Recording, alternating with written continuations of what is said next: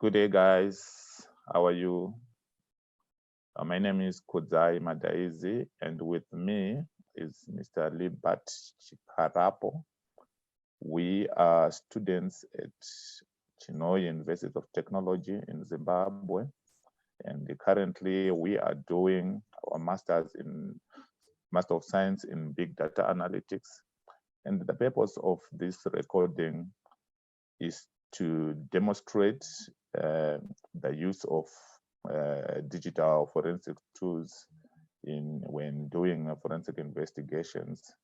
So for the purpose of those who are still new to what digital forensic is all about, we shall give a brief definition, which then says that digital forensic science is a branch of forensic science which focuses on the recovery and investigation of material found in digital devices related to cybercrime activities. As you are aware, we are living in a world that is now cyber active, and so many criminal activities are happening, and there are so many tools that are being developed for the purpose of achieving cybercrime activities. So our interest in that area is then to demonstrate how is probably as a forensic auditor or the person that has been assigned to carry out a forensic activity, how you can do it and the tools that are available for use. And for this presentation, we shall be using a tool called Belkasoft X, which was developed by Belkasoft Evidence Center. Very okay, true. Mr. Libat, you can also come through and share and take us through the presentation and the uploading of that until we are done with the presentation for today. Thank you. All right. So in digital forensics, the process starts with identifying the evidence that you want to collect. In this case, is the digital evidence. Then you preserve it. Then you analyze it and you document your evidence. So the tool that we are going to use will do just that. So I'm going to present on that. Do you have anything to add before we start presenting? Yeah, maybe before we go ahead with the presentation, Mr. Libat, can you kindly assist those who are watching, our viewers, on how you then describe or on how you choose a device for forensic investigation? Is it are you just going to wake up today and say, I just need that phone, or I just need that PC for investigation? Okay. Or this PC or that phone is found somewhere, so that then it becomes an area of investigation? Oh, okay. So for a device to become a subject matter of an offense or to be said to be involved in a cyber crime, it should be found on a crime scene. So during criminal investigation or suspect profiling, you have to protect the scene. For instance, if someone is involved in maybe hacking bank accounts for students at CAT, and in the process of carrying out your investigation, you do a raid on his premise or his permanent residence, and you find a PC there, which he normally uses. Then in that process, you have to secure it and take it to the lab for forensic investigation, because it may be part of the tools that he was using to commit the crimes. Okay. Also, as a practitioner, as a forensic auditor, are you required to have been registered with a particular authority for you to then exercise or do a forensic investigation on a particular task that probably could have been assigned to, or maybe it's done on a company to company basis. Yeah, can you just enlighten us on that as well? Very true. You have to be registered and you have to prove that you are competent to carry out the forensic investigation in case you are not registered. So if it's an in-house forensic investigation, like you are in police or any authority empowered by the government to carry out those investigations, you must demonstrate that your forensic investigators are competent enough to carry out the investigation, be it they are certified or they are registered. And these processes vary from country to country. Some have bodies that register forensic investigators, and there are processes that are undertaken for anyone to be involved in forensic investigation. Okay, so thank you, Libert. I think we then move on to the practical presentation using Biographic X software. Yes, so I'll be presenting from this end. I'll start sharing my screen from this end.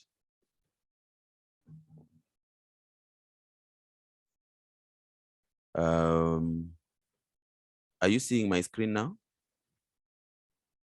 No, it's popping up.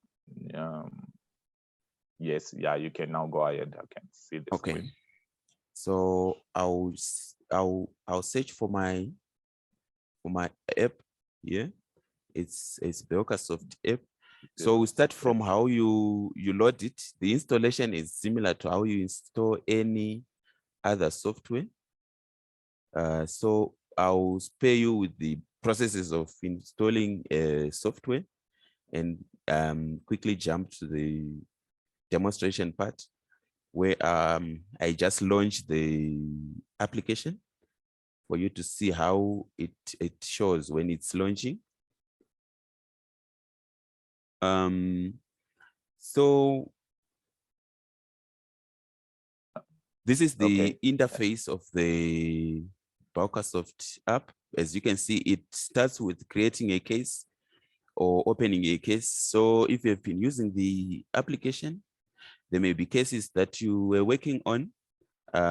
If you're working on some cases, you just go to open case. If you want to create a new case, you just come where it's saying creating case. So BeokaSoft has with it some video assistant, short videos to assist you in doing whatever process that you want to do. And these are the ones that are listed below. So we'll start with creating our case. So in our case, we were carrying out an investigation and we seized the computer for one of our suspects who was involved in money laundering. So we are suspecting that he was cleaning money through a formal business, and the money was being obtained from money changing, which is illegal in Zimbabwe because this guy was not registered. So the allegations as well from some informants that this suspect was hiding money in Bitcoins. So want to see if the allegations are true. Mr. Kudzi, are you following from this end? Yes, yeah, I'm following. Maybe just to also highlight to our colleagues, if you are new to using the BeokaSoft software, in terms of name, you can use any name that you're familiar with, so that when you then want to go back to the results, you are actually in the loop of how the file has been saved, how you have the processes you have gone through have been properly saved as well. I'm sorry, Mr. Libert, you can go to our suspect for profiling. Yes. And correct where money laundering case. Yeah, so it's a suspect profiling of a money laundering case. And the investigators is Libert Chikarapo and Kudzima Daisy. Then you can add notes here to say in the process of investigation, you found 1, 2, 3, and all the process that you want to do and how you secured your evidence. We're going to spare you with all those processes for now. And and proceed to creating our case. So our case is being created now. Then we add source. Where do we want to get our data from? In our case, yes. Maybe just to come in, Mr. Libert, when we are saying add case, yes, it's just a matter of us going direct to where the source of investigation is. That is probably the drive of the computer drive of the machine that you are working on, or yes, the one that you could have copied. It could either be an external drive, or is already on my machine or on Libert's machine. So we're then going to the folder where we have saved the contents of the machine, yes. of what we've collected from the suspect. Very or true. Even directly, it could be internal or it could be external. Yes, very true. So you can decide to say, I want to acquire it from a mobile device. So you can choose if you want to acquire it from an Android device or these specific devices, you just pick from there. So it's one way of doing it. Or if it's an Apple device or any other device, you just select. Or you can just say, I want to acquire my data from the device that I'm using. It's also another way. Or you can say, I want to extract from an existing data that I've loaded on my computer. You might have taken a hard drive and loaded some data in your computer. So in this particular case, we are going to assume that I've loaded my data on my desktop. So the whole desktop folder is our source data, our data source. So I'll start the process of extracting data from my desktop. So it will show this is the interface that it will first present. It will show existing file, recursive, and nested data sources. Then you click next. It shows everything that may be extracted, be it charts, browsers, files, mails, etc. So okay, sorry, Mr. Libert, just to can you go back a bit to the last page that we are on? Yes. When you are saying it extracts like those highlighted files, are you then saying everything that went through that machine or that drive is subject for extraction? Very true, very true. Regardless of whether the items are still there or they were deleted or they are still there. So it will extract everything, and put an analysis showing the metadata of all the information which was there as well. If there are emails that were once posted there, it will show when they were posted and where the emails were coming from and everything. So okay. you click next. So these are some of the calculations that we want to perform: the SHA-1, SHA-253, MD5. These are some of the cryptographic hashes that you may use here. So we want it to show even documents that are encrypted or that have hash values. So we are going to tick on those ones. Then we click next.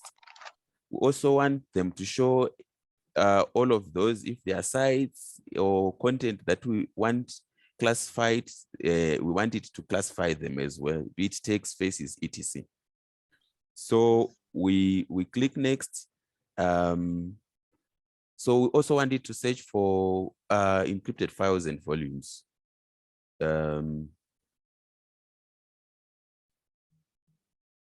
Then we click so next. Okay. So in other words, what we are then saying is, when you are doing a forensic investigation, but on a particular device, there is nothing that is left out. Everything that went through that machine is scrutinized. Yes. So we are getting a dump of all that was posted in the desktop. So in short, it's giving us an image of the whole folder, one, and it also gives us an analysis of that whole folder. So it presents with it a lot of benefits than the imaging tools that others might be having, which only gives you the image of what was extracted from an external device or from a device. The Belkasoft X comes with it some analysis tools, some analytics tools that may also assist you as a forensic investigator. If there are emails, it gives you some metadata that is fully analyzed. So as you are seeing, it's dumping some folders and files that are on the desktop of our suspect. So it's showing that there are 14 contacts there, 23 documents. It's still posting though, and it's continuing to do just that. It's at 66%. So it's supposed to reach 100% for you to be convinced that it has collected all the data. So at the top there is dashboard, artifacts, and tasks as the task bars at the top. So under tasks, you can you can check the progress of your extraction of data. And under artifacts, you can actually see the data which is being collected. So in this case, we want to collect this data only. So if you go to task, the data which is being analyzed here is from Drive C users, Lenovo and desktop, and the system is at 69%. Then artifacts, it has collected 12,292 items from the desktop, 7 audio, 2,036 documents, 4 emails, 11,233 pictures, and 2 thumbnails. So under documents, you may also want to see the documents that have been collected. You can also check the contacts and the jump list sites and the emails that were collected from the site. I submit.